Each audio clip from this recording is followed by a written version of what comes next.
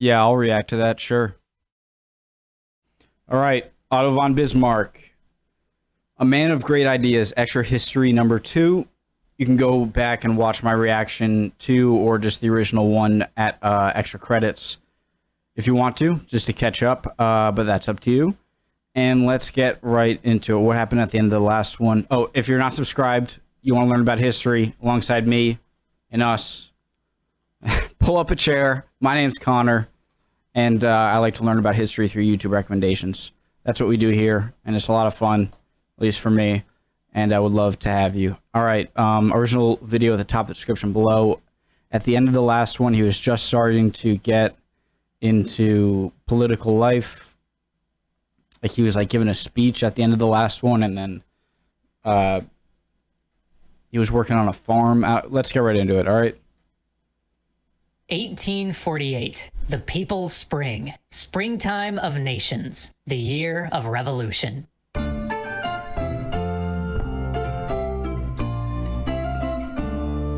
Bismarck's political life ended nearly as abruptly as it started, for as the summer of 1847 began, the king, unable to get a railroad grant from the Diet without also granting a constitution, threw his hands up in the air, dissolved the Diet, and sent everybody packing. Bismarck went back home to his estate, finally completed that whole business of getting married, and went on his honeymoon. But as he traveled Europe, and when he returned home, he noticed a strange tension in the air, an unrest in the streets, in the cities. Then, in February 1848, Paris erupted. The monarchy fell. A republic was re-established in France. Bismarck was concerned. At home and abroad, he had seen the strain between the working class and those who ruled, but he never expected something so abrupt or so successful to happen in France. Then Vienna fell. Metternich, the great Austrian statesman and architect of the Concert of Europe, was displaced. This opened up an opportunity, as the Austrians had long been the dominant force among German states, but it also served as a warning. It was clear that revolution was coming to Prussia soon. But Bismarck worried that the king was too weak and too vacillating to put down a revolution. And he was right. As word of the revolution in Vienna spread, Prussians took to the streets, and soon the king promised them. So I hear a lot that the French Revolution was kind of the, I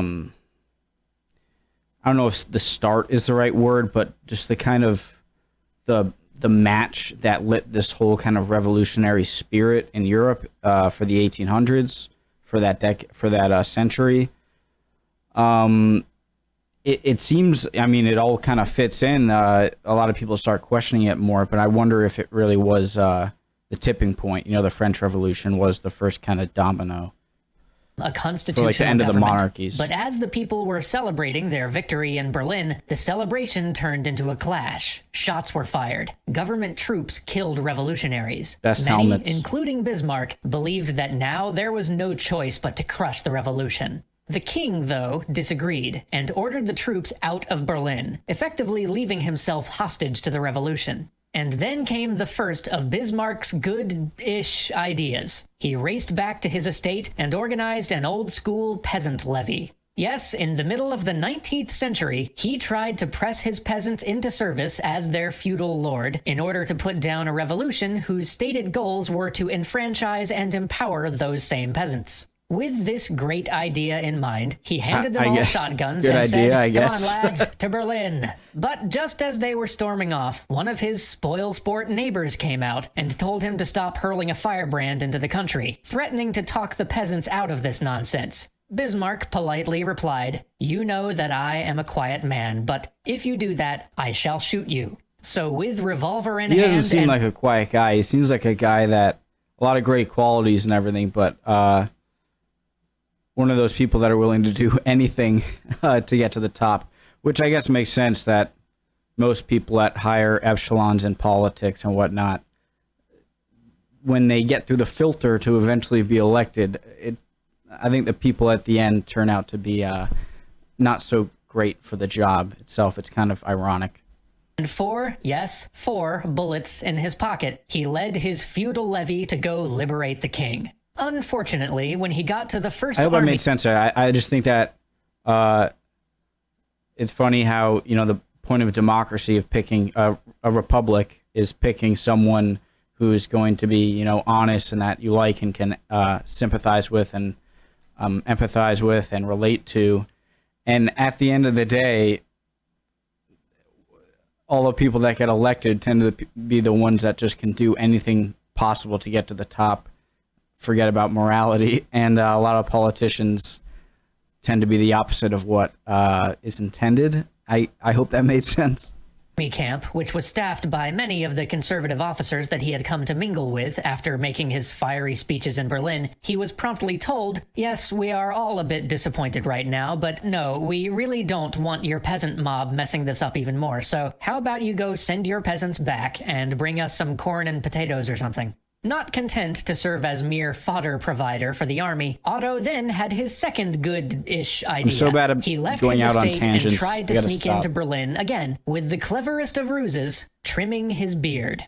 Needless to say, many people saw through his incredible mind games, and soon he was laughed out of Berlin. But Bismarck was not done. He had a third good-ish idea. With the king making ever greater concessions to the revolutionaries, Bismarck saw it as his place to help elevate one of the king's relatives to the throne. So Bismarck went all in on trying to replace King Frederick Wilhelm with a confusingly but more succinctly named King Wilhelm. But Wilhelm had legged it to England, and he wasn't going to listen to this wild man anyway. So Bismarck began to hunt for a new candidate. Soon he found another royal relative named Charles, who proposed that his even more confusingly named son, Frederick Wilhelm, should replace Frederick Wilhelm on the throne. This Frederick Wilhelm, or Fritz, I'm going to call him Fritz, was 6 years old. Fritz? But nobody had asked Fritz's mom. I mean, they eventually did, but more as an afterthought, with Bismarck awkwardly meeting her in her servants' quarters. Not asking turned out to be a mistake, though, because Fritz's...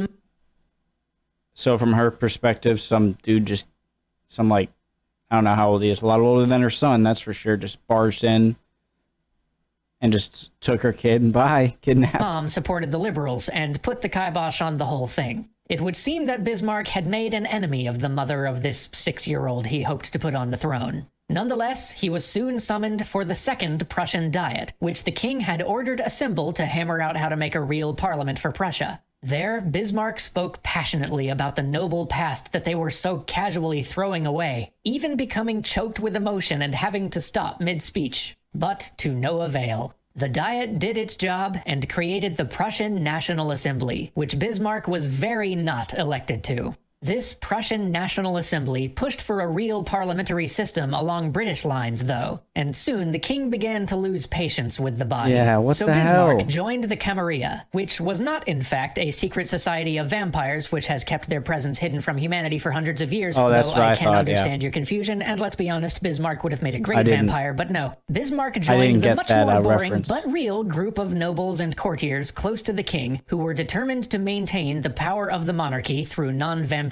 means. And let's go ahead and call this one Bismarck's first actual good idea, because this put him in contact with many powerful men. But even though, by all accounts, he was an effective member of the society, and even though he had amplified the conservative voice in Prussian politics by establishing a newspaper, when the liberal cause fell apart and the conservatives once again became ascendant, he was passed over for a cabinet position. They were very happy to use him when a radical was needed, but once the time came to re-establish order, the wild man was cast aside. So Bismarck returned to his estate to witness the birth of his first child. But Bismarck had a plan. Bismarck always had a plan. You see, even though the liberals had failed to get anything like the constitution they had wanted, they had gotten a constitution, and with it, a parliament, the Landtag. And Bismarck, always a pragmatist under whatever colors he may have worn, decided to get himself elected to this new body. The fight was fierce. He knew that he wouldn't get elected in his own region, so he decided to run for office in the city of Brandenburg. But there he was an outsider, running against the local mayor. He acted with vigor, describing his campaign headquarters as a military camp, with messengers running in and out at all hours, and strategy being formulated so that he never missed an opportunity to speak to the few hundred men who would eventually determine the representative for Brandenburg. He won by 25 votes. Now he was once again at the center of things, and the question at hand on everybody's mind was the unification of Germany. If the 39 German states that had survived the Napoleonic invasion banded together, they could change the face of European I love how this is connecting. This is the greatest thing about doing this channel, making these videos, is just having my knowledge kind of like my, history is a timeline, everything's connected in world history, and just learning about things that are right after or connected to, have something to do with a previous event or something I learned about is just so gratifying. Politics forever. But how to achieve that was a matter of some debate. They could either come together under Austria or under Prussia. But Austria rejected the possibility of unification because the Austro-Hungarian Empire and the Habsburg-inherited lands included far more territory than just the German portions. And the whole point of unification was German nationalism. Germans would never accept rule by a sovereign who was also ruling over other nations.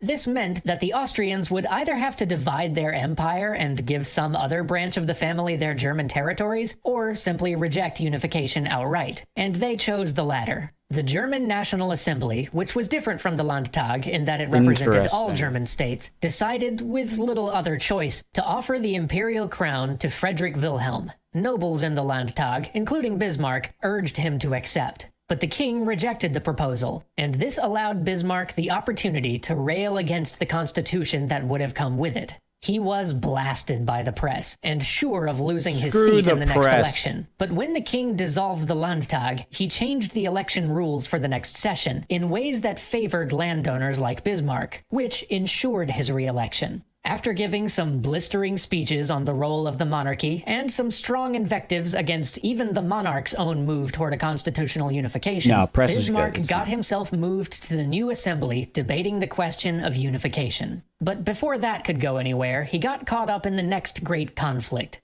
The war over territory seemed to loom between Austria and Prussia, and it is here that we see the evolution of Bismarck. Because though in many ways he was and always would be a man of war, when a settlement was offered and many pushed to reject it and go to war instead, Bismarck rose and said, "It is unworthy of a great state to fight for something which does not concern its own interest. Gentlemen, show me an objective worthy of war, and I will go along with you." It is easy enough for a statesman to ride the popular wave from the comfort of his own fireside, making thunderous speeches from the rostrum, letting the public sound the trumpets of war, and leaving it to the musketeer, bleeding out his life's blood in the snowy wastes to settle whether policies end in glory or in failure. Nothing is simpler. But woe to any statesman who, at such a time, fails to find a cause of war which will stand up to scrutiny once the fighting is over. And so begins the trend of war, which will stand up to scrutiny once the fighting is over. Failure. Nothing is simpler. But woe to any statesman who, at such a time, fails to find a cause of war which will stand up to scrutiny once the fighting is over. And so begins the transformation of Bismarck the Radical to Bismarck, man of Realpolitik. Xbox, okay. This is a great video, by the way. Bismarck the Radical to Bismarck, man of Realpolitik. Awesome video. Yeah, shout out to Melkor. Shout out to Melkor. Nah, you're great for telling me to do this. Because I obviously losing track sometimes of a few other series. So thanks for that, Melkor. I love how history connects, how as I'm learning different things that, in different time periods, seeing how after Napoleon and after the Napoleonic Wars, someone else is going to try and be the big power, and that turns out to be Prussia and the Austrians. I think the Austrians, if I remember correctly, at the end of the Napoleonic Wars, had the, bigger army. Also, obviously, the British, but they're not on, the Europe mainland. Anyways, great video. I'll come out with number 3 soon, and however many other there are. See you guys next time.